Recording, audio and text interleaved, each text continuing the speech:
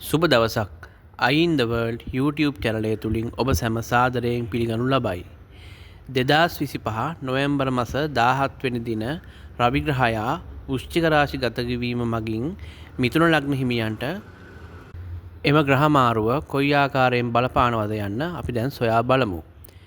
2025 නොවැම්බර් මස 17 වෙනි දින රවිග්‍රහයා මිථුන ලග්නයේ 6 වන භාවය වන වෘශ්චික රැසට පැමිණීම සිදු වෙයි. රවිග්‍රහයා වෘශ්චික රාශිය තුල මාසයක කාලයක් රැඳී සිටිනු ඇත.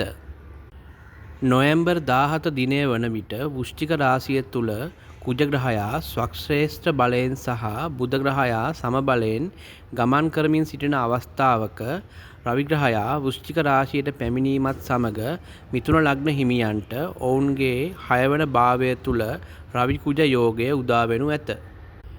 මෙහිදී 6 වන භාවයට රවිගේ පැමිණීම ඉතා යහපත් වන අතර එමගින් මිථුන ලග්න හිමියන්ට අනෙකුත් ලග්නවලට වඩා වැඩි වාසිදායක ග්‍රහ තත්ත්වයක් උදා වනු ඇත.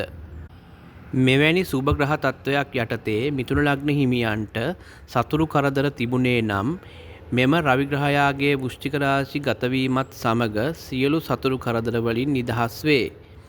සතුරන් පරාජයට පත්වේ. සතුරන් පරාජය බාරගෙන මිථුන ලග්න හිමියන්ට පක්ෂපාතී වෙයි.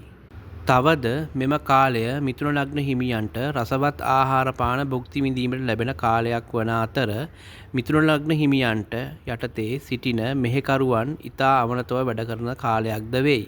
එමෙන්ම මෙම කාලය තුල මිථුන ලග්න හිමියන් තමන්ගේ වැඩ කටයුතු කර ගැනීම සඳහා හිතවත් මෙහෙකරුවෙකු සොයාමින් සිටියේ නම් එවැනි මෙහෙකරුවන් මුණගැසෙන කාලයක්ද වේ. තවද මෙම වෘශ්චික රාශිය තුල රවිග්‍රහයා ගත කරන කාලයේදී මිථුන ලග්න හිමියන්ගේ මවගේ පාර්ශවයේ සහෝදරයන්ගෙන් උදව් ලැබෙයි.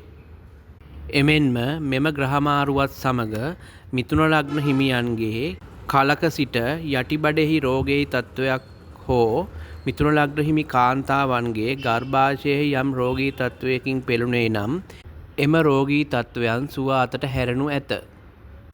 ඔබ සැමට ස්තුතියි.